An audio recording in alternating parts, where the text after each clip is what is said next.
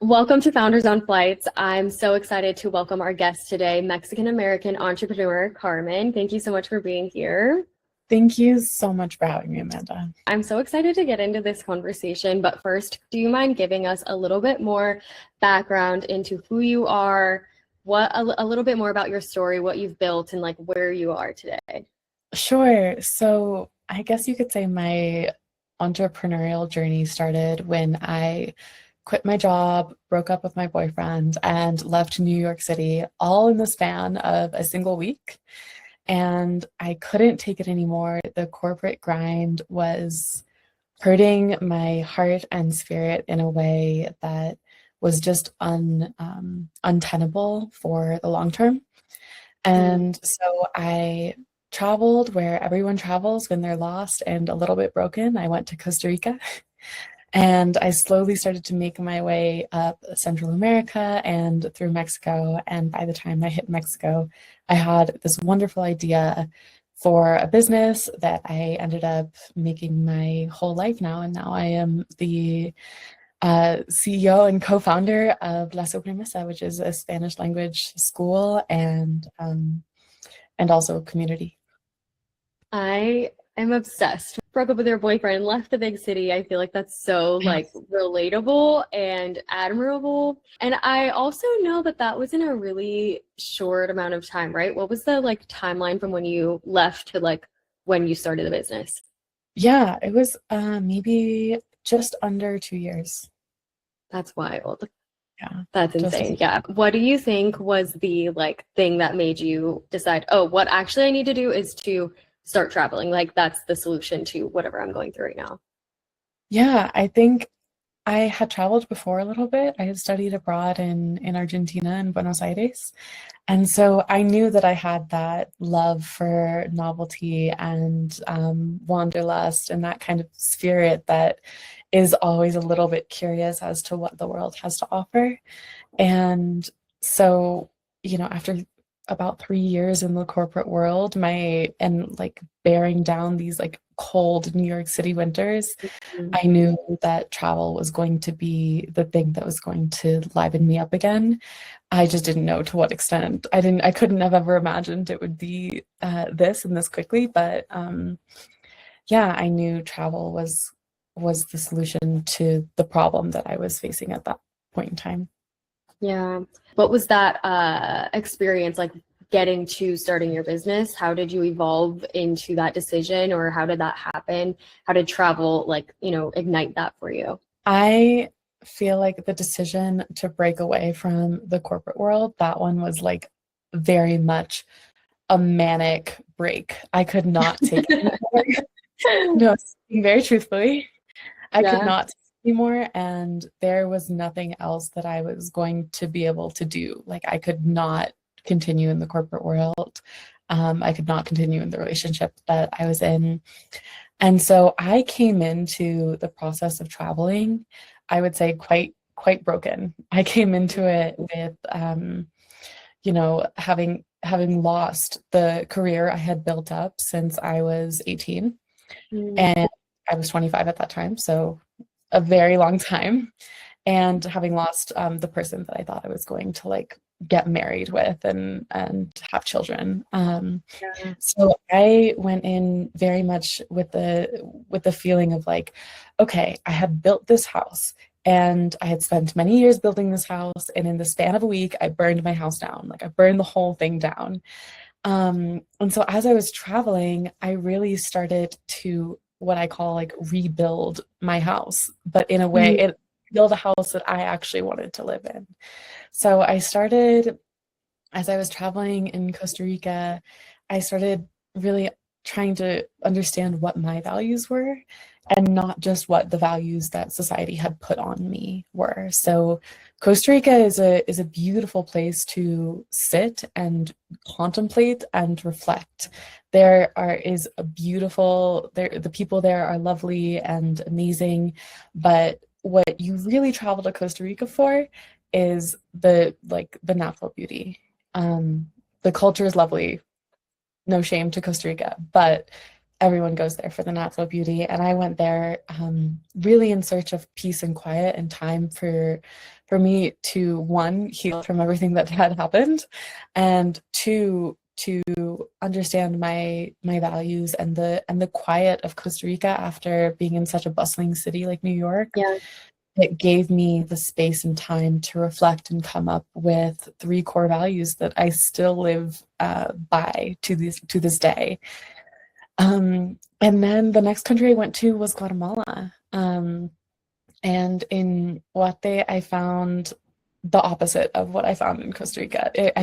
I found a lovely, amazing community, and the culture was just enthralled me in every single way. I was like trying to learn little bits of Cachiquel, which is one of the Mayan indigenous languages there. That was like my focus for like 2 months. So Guatemala was a lot about play.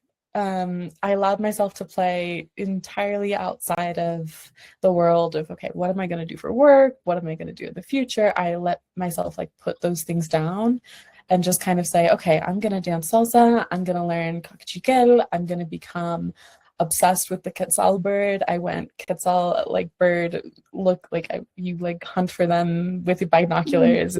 Like it was a ton of play. And I think I needed that. I needed to emerge from my cocoon that was Costa Rica into playing with the culture and interacting with people again, but in a more authentic way.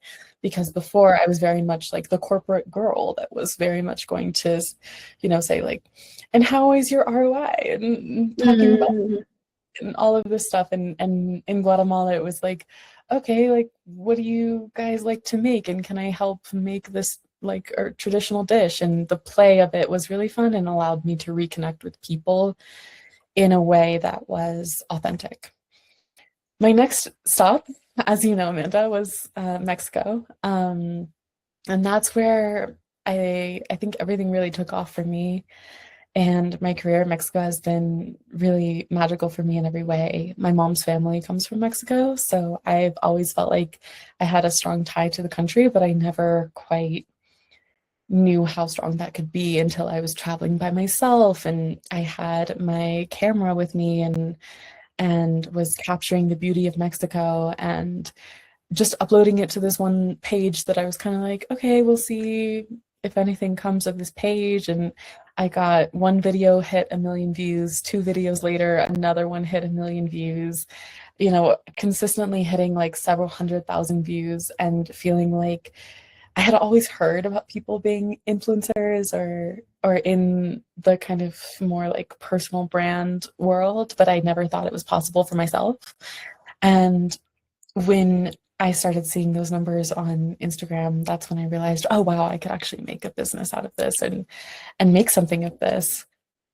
And then that led me to another sort of personal crisis because I had these values that I had created in Costa Rica, and that was community, art, and beauty.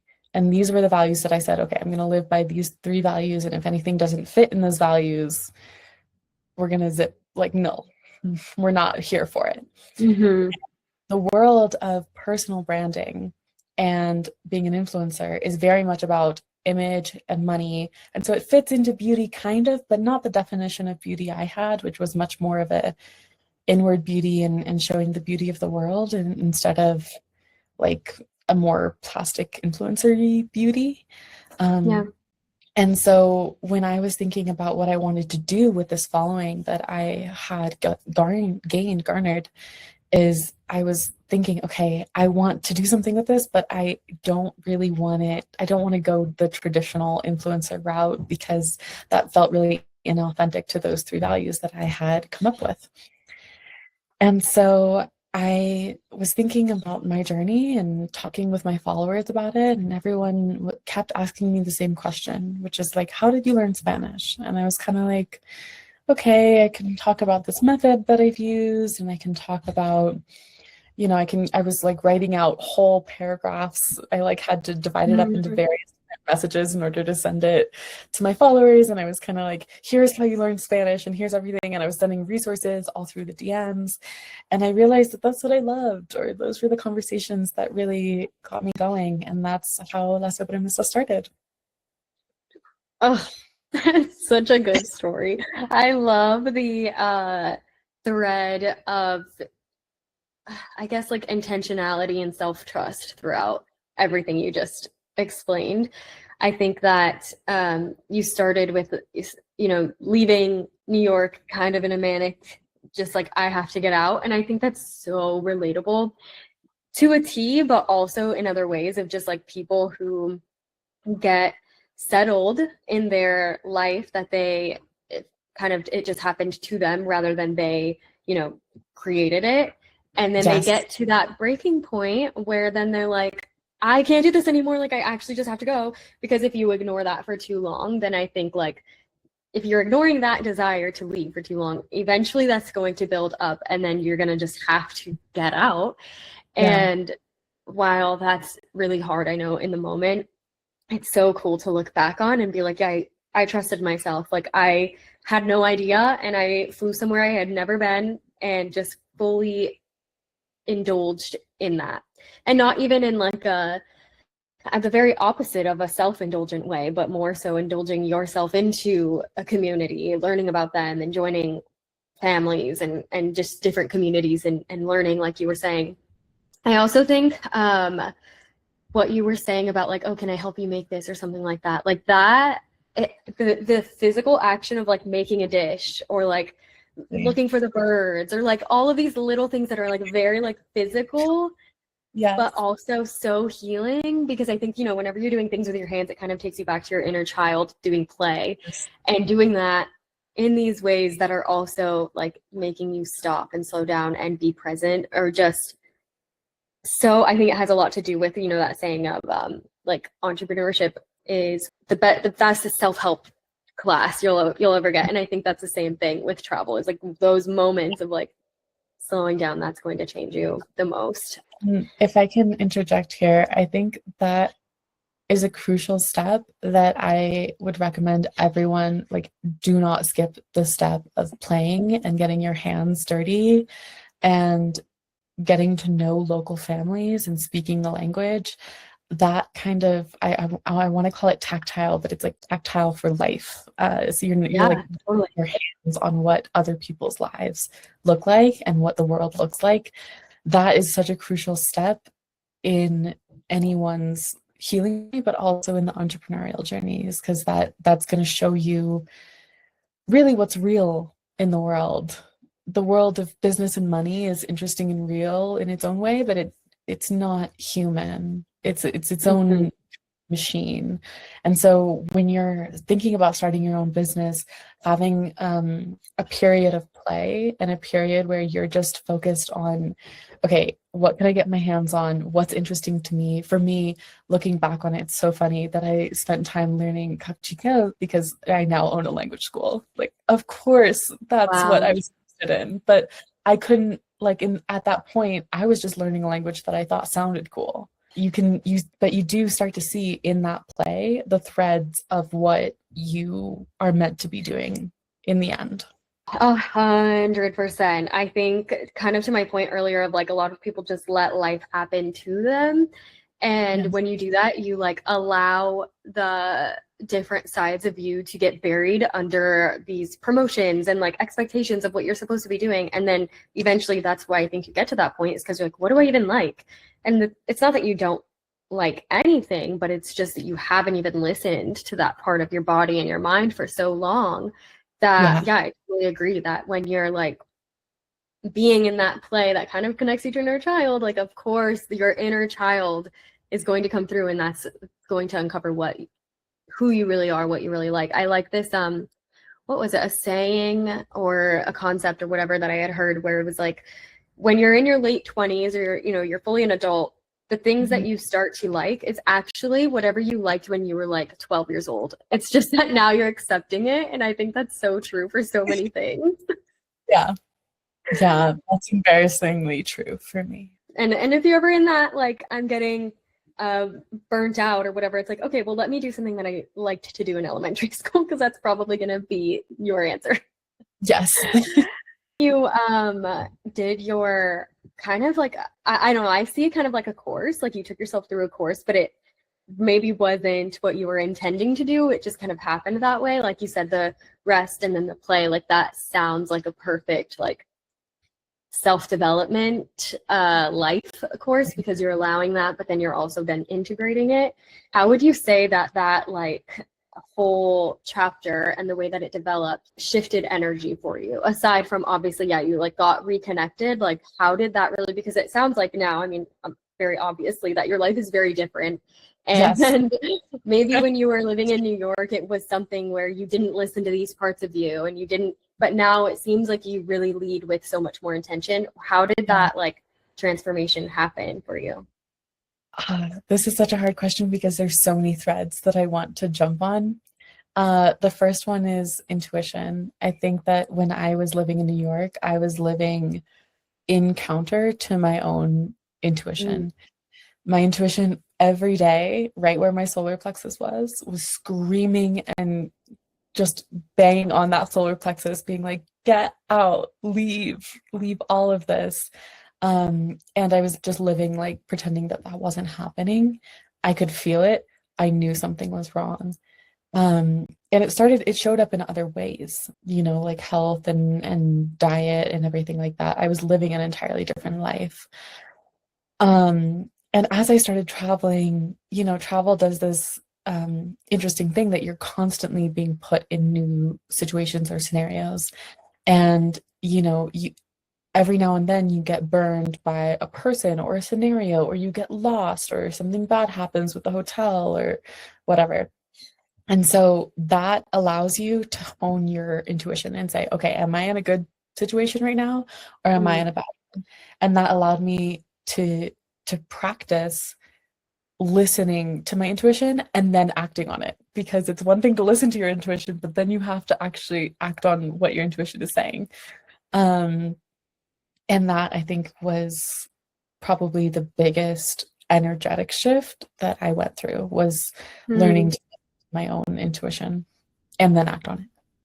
Yeah, that's so true. I've never thought about it that way because, yeah, I think travel in general helps you to do self-development, but that specifically is, I think, what fast tracks it, is just not, you're in control of nothing and you're constantly having to like figure things out. And with repetition, that's practice, and that totally would develop it. You said in the beginning, like, so when you first left, how was it financially for you, that transition of like leaving New York, traveling for a few months, going to these different countries, having all these experiences before you, or transitioning to when you started your business? What did that look like financially for you to make that like happen?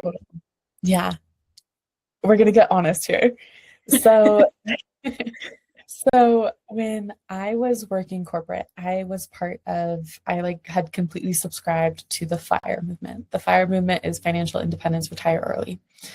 I had saved up like anywhere from 25 to 50% of my paycheck for 3 years, thinking that I would use that money to quote unquote retire early, because I was like, I just don't want to work anymore. That's the problem, is that I'll just work my 20 years and then I'll retire early. Turns out I need it, there were bigger things. It needed to happen sooner than it happened. um, Sooner than I had planned. But so I had a significant amount saved up. When I think about that first maybe month in Costa Rica, I was sitting on a full tank of gas. I had like a good chunk of change at my disposal. I would say it was somewhere around $15,000. That was just like money in a savings account that I had allotted for just this. Yeah. And so that financial like freedom, we can call it, is what really gave me a lot of leeway. It gave me the ability to rest. It gave me the ability to play. None of that would have happened if I didn't have a full tank of gas that I was sitting on. When I was traveling, as I went through Costa Rica and then Guatemala, and then as I started to reach Mexico, the gas started to get a little bit empty. Um, and what happened next is what I call the like my fairy godmother moment is that I had invested like a couple $1,000s into a stock called Nvidia like many years ago. And Nvidia during that year in I believe it was 2024 flew to the moon.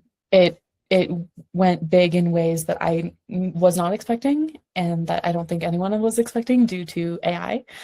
And so that's when my tank of gas that was like running on empty suddenly got full again. So I sold a lot of my Nvidia stock. Am I regretting that now? Yes, but it helped me in the moment. It went even higher after I sold it, but that's all right. And so my tank of gas got filled again. So another 15, $10,000, $15,000. I was then like, all right, okay, I can keep going. That fairy godmother moment is what took me all the way through to creating La Sobremesa, is because I was able to really have that money and that certainty to know that I wasn't going to be out on the street. I wasn't going to need to buy a flight home. I wasn't going to need to wonder where my next meal was going to come from. All of that was safe and secure in a way that allowed my nervous system to calm down. If I were to do everything over again without any certainties about a fairy godmother moment, I would have saved up or much more money than I did, because I ended up spending more than I thought I would. Yeah. And in the process of like mentorship for everything that I was doing in my business at the time. Right. I cannot believe the way that things line up so well when you are like moving in alignment and doing things that you know you need to be doing. And it does not make sense, but it's like somehow it just works out. And I think it's like it could be a lot of different things. I mean, it could be karma, it could be the energy, it could be a higher power, like honestly all of them. But like the way that in so many different ways in my life too, that I've done something that didn't make sense, but I was like, I just know that I need to be doing this. I don't know how it's going to work, but I just have to do it. And then something shows up out of nowhere, or something works, like something changes, and then it all just works out. So I love that that's like, yeah, exactly. I love that that's how it works for you too. And so crazy to see now that you're like, yeah, I'm running La Sobremesa and this is exactly what I'm supposed to be doing. And it wouldn't have happened without all of those things. Yeah. And I feel like that's a really good point, is that when you start to move in alignment, you do have these fairy godmother moments, and things do start to fall into place. I don't think anyone should count on that stuff happening, but it does happen, which is, I think, the part of it that if you're spiritual or religious, you know to count on these things happening periodically. You don't know when, you don't know where, you don't know how, but you know that it will. And so that's where you have to lean into the mystery of the world, and things are going to go your way some days, and they're going to not other days. And sometimes in your moment of need, you will have a fairy godmother come in. Yeah. Yeah. And it's crazy, just like the dichotomy of it all. If I don't know if you're super into human design. I am not a lot, but I know mine, and I know that it's true. My like I can't remember the actual name, but it's like how you know when you're not in alignment is the feeling of frustration. And that's so true for me. And I feel like when nothing is going right and I don't have any of the things that I value in my life, like if I don't have community, if I'm not like getting out into nature, if I'm not doing these things, I know that that frustration means that something needs to change. It's not just I'm not getting community because there's no community here. It's maybe that I'm supposed to be finding community somewhere else, or I'm supposed to be, putting effort into this other thing or whatever. So it's so telling what your reality of the world is really telling for like how you're moving in your decisions, if that makes sense. No, absolutely. Absolutely. I am not familiar with human design, but I do other practices that I think can help one touch what I personally call, I don't have any religious or spiritual affiliations, but I call it like the push all of the world. Like the world like pushes you sometimes, it pulls you other times, and it's not necessarily good or bad, because something you might view as bad on one day ends up being good, a good thing that happened a week down the line. So I call it just pull, like the universe pulls you, or like life push pulls you, God, whatever you want to call it. But like there is a push pull that you are like the waves, like you have to like move with what is happening with the tide. Yeah. And I think that a lot of them are very similar in what the practice is, but then there's just different kind of names, but it's like, yeah, that's the same kind of idea. So kind of getting into more of your business and like what that was like starting it, because I think you said you started in 2024 that it started. Oh gosh. Yes. No, it was in 2025. Okay. What was that like in regards to being on the go, being nomadic, and also starting a brand new business? Because a lot of times, you know, people are like, yeah, I started my business. And I mean, I started my business and then traveled, because that's just the way that, you know, the timeline happened. But to be already traveling and then starting a brand new business, what was that like for you? I was I had tried to start La Sobremesa several times, and each time I was you know, in San Cristobal de las Casas, and they were like, do you want to go to a waterfall today? And I was like, yes, I want to do that. I don't want to work on my business. Or I was in San Miguel de Allende, and they were like, you know, like, we're gonna do a desfile, a parade. Like, do you want to come see it? And I was like, absolutely. Like, me working on anything? No. So when I finally got that kind of call to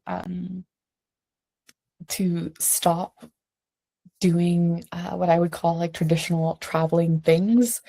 I went to Puerto Escondido, actually, where we met, and which is a beach town in Mexico. It's very lazy. And one of the things that I lament about Puerto is that there's not a lot of culture there, or the Oaxacan culture on the coast is very much separate from what is available or even accessible to tourists. Um, And so I've always been like, okay, I like Puerto, but it doesn't feel like Mexico. It doesn't feel authentic. It's just a place to go and be lazy.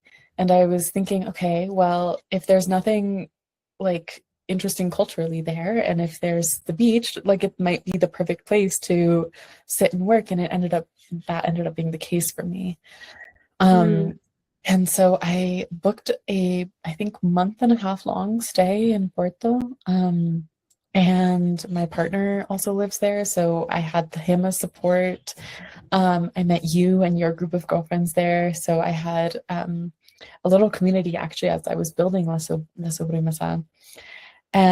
But really what I did was I spent all day, every day, focused on La Sobremesa and building it out and building the sales page and the curriculum and finding a teacher and doing you know, sales and everything. And in the course of a month and a half, I went from this is an idea on a napkin that I scribbled and can't get out of my head to like there are people signed up for this class that starts on Tuesday that is my business. Um, and I think when I was thinking about coming on this podcast, the one thing that I wanted to stress to anyone that is building a business, that is in the like trenches of building that business, is create bubbles for yourself to work. Because travel is always going to be interesting. Travel is always going to be the thing that you want to do. You're never going to want to sit inside and work. And creating like intentional bubbles, be it, for me it was a month and a half, for you it could be a week or 2 weeks, or you know, a month at a time, or like, and then you could have a break. Okay, I'm gonna do like 2 weeks of installation and then like a week of like hanging out and doing all of the fun touristy things. But yeah, finding that bubble was really so important to me, and that is how I've always worked. Every time I've needed to hunker down and focus on La Sobremesa, which is in part what I'm doing here in San Jose del Pacifico, I've gotten myself a spot for a month or a month and a half and just focused purely on the brand and on the business. Yeah, I have to second that too. I think that I was trying to think while you were talking how many people I know who have done that. And I think that's such a strategy of like being a digital nomad is because you are traveling the whole time. I think a big misconception is just that you're on vacation the whole time, which like yes, very vacation-y. There's Like it is such a struggle sometimes to balance the both of them and be able to give 100% to traveling and learning and being a part of a community and learning about a culture and giving 100% to a business that you're building from nothing to be this thing that people want to sign up for. Which side note, I just want to mention also, I think it's so cool with your business specifically that like, yeah, it was going from it being a thought on a napkin to people being like, I actually like need this in my life. Like you've now created something that people are like actually really wanting. It's not just like, oh, a new chapstick or something, you know, where it's like, oh, that's cool. Yeah, I'll try that. No, they're like, I need this in my life. So I just want to Yeah. shout you out. I think that's really awesome. I think that that's a very common thing is like, yeah, I'm traveling all the time. So in order to focus on business, you do have to kind of like carve out that time of this is essentially people go on a vacation, we go on a work trip. And that's kind of, it's like kind of backwards. You're still doing the whole thing. I definitely think that that's gold, especially if you're starting out. Like, you're not going to be able to, if you go into it blind, you're not going to be able to work on the business for the first few weeks, months, whatever it is, because you're just going to be enthralled by everything that you're being exposed to. Absolutely, like a kid in a candy shop. Yeah, exactly. How would you say that that has evolved now that you've been in business for almost a year, and you've been traveling still, you've been, you know, doing the both of them and seen your travel life grow and then seeing the business grow. How do you approach these things now versus when you first started? Yeah. Wow, I'm getting like emotional thinking about it. Huh. Yeah. So I feel like La Sobremesa has been just the biggest blessing in my life is that I all I need to do is log on for the classes and make sure that everything on the back end is running smoothly. And in the beginning, a ton of it was like building out curriculum and focusing on, okay, what themes are we going to do, what days? And we had originally, it was a 12-week course, now it's a 5-month course. And so there was a lot of fine tuning and tweaking. And so there was a lot of upfront work that had to happen there. And during most of that time, I was in Mexico City. So I was very much like a city girl focused on her business, making sure everything like that happens.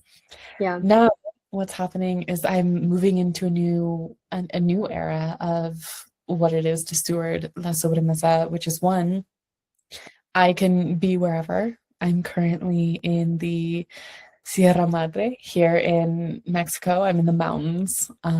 I'm like 4 hours from any major city. And I can have my business and I can go on hikes. And during the day, this happened yesterday, I got lost. I was like lost in the woods for like several hours. And I was thinking, okay, well, you know, it was like noon. And I was like, as long as I make it back by 7, like I'm not really lost. Like I can just try to figure my way back. So I feel like I do have that dichotomy of like the traveler that experiences novelty and things go wrong and I can travel and have fun, but I also am the business owner and those two things are now living side by side, which is just the biggest blessing, you know, in my life. And personally, that is what La Sobremesa has done for me thus far. And I know, I'm sure if you talk to my business partner, Toti, she would say other things, but that's personally what it's allowed me to do. How has the two sides of your life complemented each other? So how has traveling really complemented your business and helped it grow? And then how has it maybe hindered it being on the go, traveling? How has that like kind of affected the business side of things? I think traveling really complements the business because one, I have a personal brand. My personal brand is very much about what it is to be Mexican American, and secondarily what it is to be Mexican American in Mexico. So today I went to the market and I filmed a bunch of content there because I could, and the traveling really does influence the personal brand part of my business, which is how we get sales. And so that is very much, they're very much in a kind of a harmony there, because I'm experiencing new things, and I'm seeing new places. And when people see the Mexico that I see, which is very much the, you know, the like abuelitas hands like reaching for like broccoli or something in the market, I think people really connect to that because they think of their abuela, they think of their mom, or whoever's like, you know, making tortillas. And so that really is a strong connector, and connects them to me and also to La Sobremesa. So I think that is very much like a harmonious thing. And as for the second one, I don't think that travel has ever hindered La Sobremesa. I do think La Sobremesa has hindered travel. I need to be where there is strong Wi-Fi. That is non-negotiable. I want to be at every class. I want to be there in on the jokes, getting to know people. And so for me, I absolutely need that Wi-Fi, and that's a non-negotiable. And so much of Mexico is gorgeous and interesting, and I want to go travel to these places and stay there and learn things, and there's no Wi-Fi there. So it has definitely cut me off from certain travel experiences, but I'm sure that there will be solutions for that in the future. I've looked into Starlink a little bit, but we'll see how I feel about that ethically. I can relate to that one a lot, especially, I mean, being when we were kind of more like backpacking, that would definitely affect like decisions I made on where we were going next. There was, I forget where exactly, but a portion of Mexico that I was like, oh, everyone's going here, like I should do that. And then looking up like reviews or like what people were saying, it was like no Wi-Fi whatsoever. And I was like, okay, well, that's just not even possible then. Done. Yeah. And then same thing too, when I did van life and we were traveling in the van, it was like, I was very grateful that this one area that we stayed in Oregon, we had portable Wi-Fi. And that was always something that was like, there's like an app that you can check how the Wi-Fi is, but you never really know until you get there. And I found one place that there was many places that we couldn't go to, and hours spent on figuring it out, which you're also like in a van on the side of the road in this like state, you don't know really where you are, and you're like, how much gas? Is there Wi-Fi? Is there a grocery store nearby? Like all these different things. But we ended up finding a spot that was like at least an hour away from like the main city. It was kind of deep into the woods, kind of, and there was a lake there, and we stocked up enough food for 2 weeks, and I had my portable Wi-Fi, and I just lived in the woods for those 2 weeks. And I would do like client calls, and I would be like doing work and the whole thing. And that was like a peak moment where I was like, yeah, this is what it's all for. That sounds fantastic. That is the goal. I need to find a way to make that happen for myself. Yeah, honestly, it's definitely, when we're talking about the work-life balance of running a business and traveling full time, I feel like that's like probably top 3 or 5 like things that you have to manage and figure out, is like, how are you going to get service? Where's the Wi-Fi coming from? Where's the Wi-Fi? Yeah.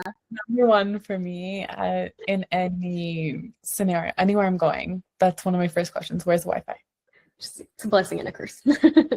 Talking about your business now and how things are set up, what are your views or your plans or your visions going forward for the business and for travel? Do you find like, I know we had talked at some point that you were like maybe going to be, I'm doing air quotes for those who aren't watching, settling down in a city but then still traveling. So are you thinking that you have a place that you really call home, or are you like, no, I'm still kind of on the go? I know you mostly stay in Mexico, but so what are you kind of looking forward to? Mexico City is my home. I have my little depa there, my apartment, and it is, I'm so happy to call it home. And to also be able to still travel. I am spending a month here in San Jose in the mountains, and I still feel like my home base is Mexico City.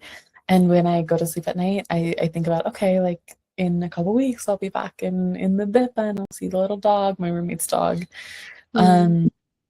And so there is a sense of like, okay, I now have a tether to something. I can go out, but I'm always going to go back to Mexico City. I think a big part of that decision was not lack of love for travel, but desire for community. I like, again, community is one of my big three. It's one of my big three values.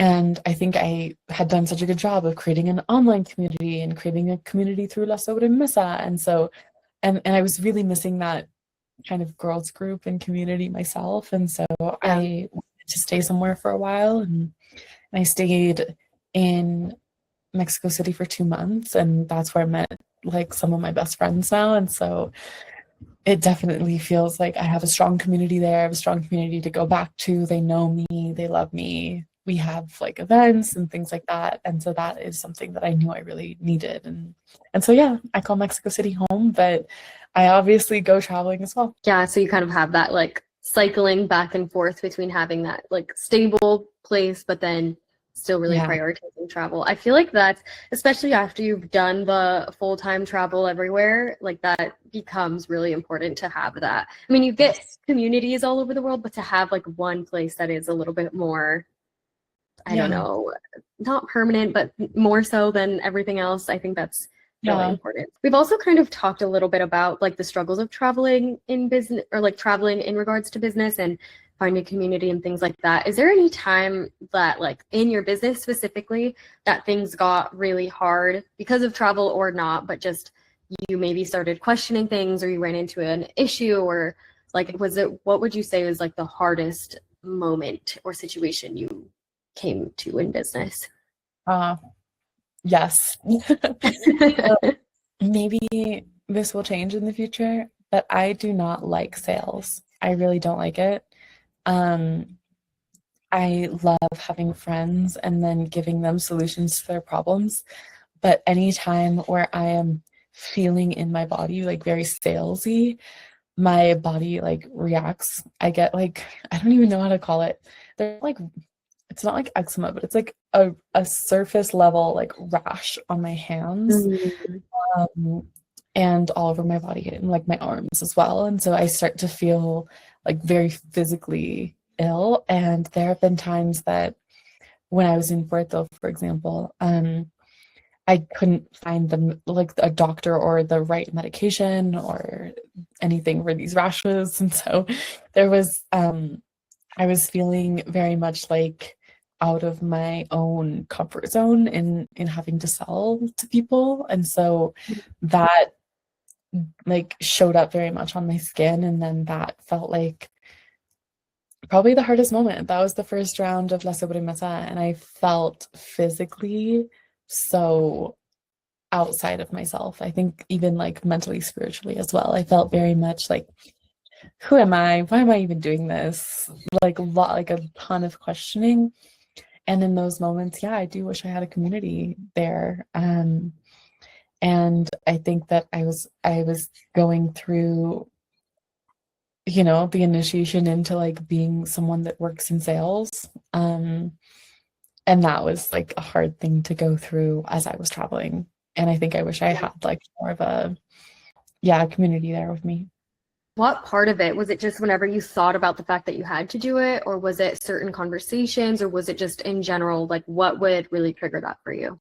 I think I would get DMs of people being like, hey, I'm interested in La Sobremesa, but I have some questions, and they would like list off their questions, and I would like leave those DMs like off to the side. I would like ignore them. I would pretend they don't exist, because I was like, this requires me to sell something. Gross. Like, what a gross capitalistic thing to have to do to sell something to someone.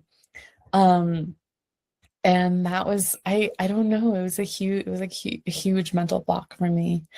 Because people obviously wanted La Sobremesa, they wanted to join. And I very much wanted to create this space, but I think in the very beginning, I saw it as like I had to sell somebody this product that I have created. And I Right. went at that first round very kind of salesy, being like, sale ends in 10 hours or like things like that. And now I think I go about it much more in terms of like, I have a client or someone that's followed me for a while that I know their story. I know their abuela's last name. I know that they hate broccoli. Like I know so many things about them because we've already established like such a strong connection.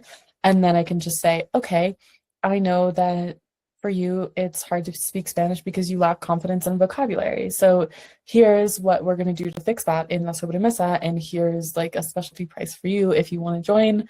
Let me know if you have any questions. And then I'm very much just hands off. Like I know their story. I gave them their solution. It's up to them whether or not they want to take that. Yeah, and I think that's such a strategy in sales also, like to be coming at it that way, but also speak. I'm like, so you're a salesperson? No. No, but I think also like it speaks so much to the brand and that you're building in general, and it's says so much about the fact that it's not just a brand, it's a community. And I know that that's something that you really prioritize on your page. And Yes. while it is a strategy in sales, it's also is a part of your brand's personality is to know your customers, and like such a selling point in and of itself. Like I would prefer to invest in a business that knows about me rather than, you know, the alternative, which a lot of businesses are, especially if you're following these sales scripts and you're doing it like it just says a lot. So The sales scripts, they kill me. I think I've yeah. always found it icky when people sell to me in a certain way, or when people come up to me and then they're trying to sell me something and I'm kind of like, ew, that's gross. Like, don't be desperate. Like, stop that. Yeah. So when I went into selling, I went in with the mindset of like, I'm being gross and I'm being desperate. So I needed to like just shift that. And how do you feel like you approach that side of things now? Like it was something that really triggered you before. It's been however long it's been. How do you feel when you approach that side of business? It's been less than a year, Amanda. It's been less than a year. I'm like, so you're a new person. I am still working on it.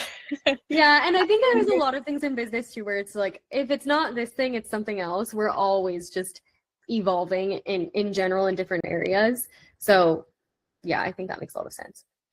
All I'm gonna say to answer your question is I still get the rashes. We haven't solved that.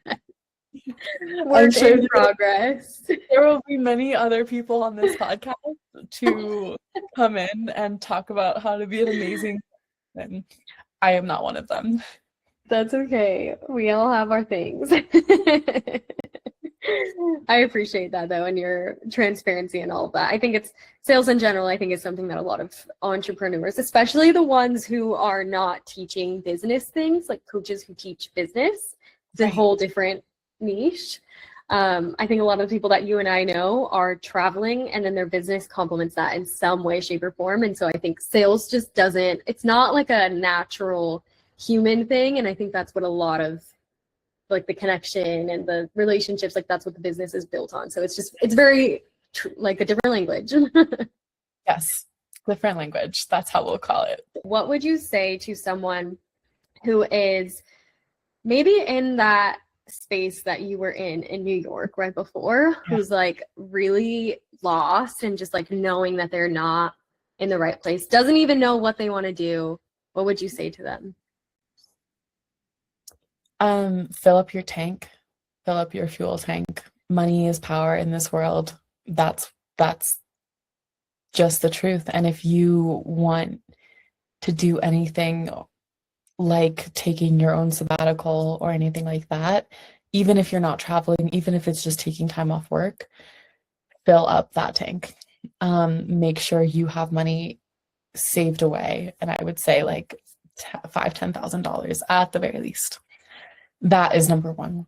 Number two is if you have no idea what you like, what you're interested in, think maybe back to like the 5 times in your life, like list 5 out for yourself about when you felt the most pure sense of joy.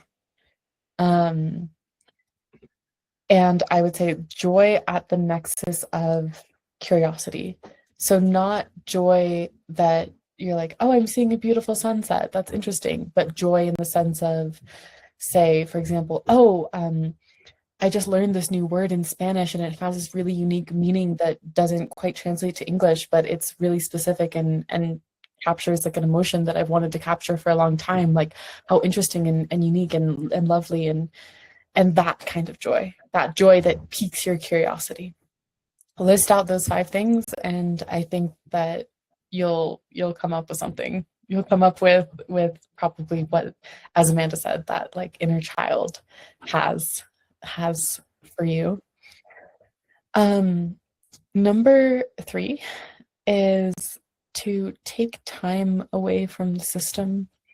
The world is hard and cruel, and we can talk all day about the flaws of capitalism, but in order to create something that feels different and authentic, you need to take time and space away from the system before creating anything. Because you need to get your mindset out of that kind of like fight or flight, like I have to make money, I have to do something. You have to kind of take space away from the machine, for lack of a better word, in order to create something that really feels truly authentic to you, or else you will just end up creating something that the machine like has told you to create. And that is the biggest. Yeah, I see that all the time in entrepreneurs is they'll take a sabbatical and then month 1 they're like, okay, I'm gonna create this AI business that, and the business does well, but is that what their heart wants? No. So take a good amount of time away from the machine, from capitalism, take a step back and yeah, build your foundation and figure out what your values are, not the values that society has given. In this book that I'm reading, Breaking the Habit of Being Yourself by Joe Dispenza, he talks about how you cannot create your new life or your new mind from the mind that you're trying to get out of. So you can't think of not living in this reality when you are currently living this reality. You have to take that time away and like dedicate time, effort, energy, attention to building that other thing outside of like your normal day-to-day. So then do you want to just tell the listeners a little bit more about La Sobremesa, what it is, what they can expect, how they can get involved in that. And also for those of you listening, I was in this program for the first run, and it's exactly what I think you would imagine from this conversation. It is very much about connection and community and culture, and it's not just learning Spanish. I learned Spanish from Google Translate when I was in 3rd grade, and then I learned in high school and I learned in Duolingo, and it's just not the same as when you are, first of all, learning from locals, and then also going deeper than just repeating words, but actually learning about the people and the culture and the history and all the things. So there's my bit, but you go ahead. No, really, truly, thank you for adding your perspective. I feel like that, like having you in La Sobremesa was really just such a joy, and I'm glad that you also get to speak to the experience of what it is to go through the program, because I can speak to the experience of what it is to run it, but I can't speak to that kind of alumna experience. La Sobremesa is focused on 3 things. So no English, you are in Spanish from day 1. No explicit corrections, so you're not constantly being jarred out of what you're saying. And no grammar. So we are fully focused on talking, on getting you up to a conversational level in the span of 5 months. We are a culture forward class. That means that from the very first class, you are going to be learning about Mexico, its culture. You're going to be speaking Mexican style Spanish. So this is you know, the slang, the dichos, the sayings, all of that you will be getting. You're going to learn how to flirt. You're going to learn how to curse. You're going to learn how to make different recipes. This is very much a course that is focused on getting you immersed in the culture and immersed in the language in a way that people actually talk. Because what Duolingo is teaching you is very much a very instructional Spanish. It's a classroom Spanish. But if you want to learn how to actually speak the Spanish that people are speaking in the mercados in Mexico or on the streets in here in Mexico, then come hang out with us in La Sobremesa. The best way to get in touch is to sign up for the email list. I'm sure Amanda can put that in the show notes. And yeah, we would love to have you. We open enrollment twice a year. So you can enroll in December and then again in July. The course runs for 5 months, and while we're in session, you can't enroll. So very much a limited opportunity. Thank you so much for sharing that. I know that, I mean, it goes perfectly with people who are listening to this too, because it's all about kind of getting immersed into culture, which is exactly what you prioritize very well. So I appreciate that. Thank you. Well, thank you so much for hopping on this conversation. I have been really grateful to have met you and to be, going through the journey together and separately of, business and travel. Those are really special relationships to have in general, and I've loved being able to witness your journey and be able to kind of dissect it and reflect on all of this. Has been really fun, and it's a really important conversation, I think. So thanks so much. Okay, thank you so much, Amanda.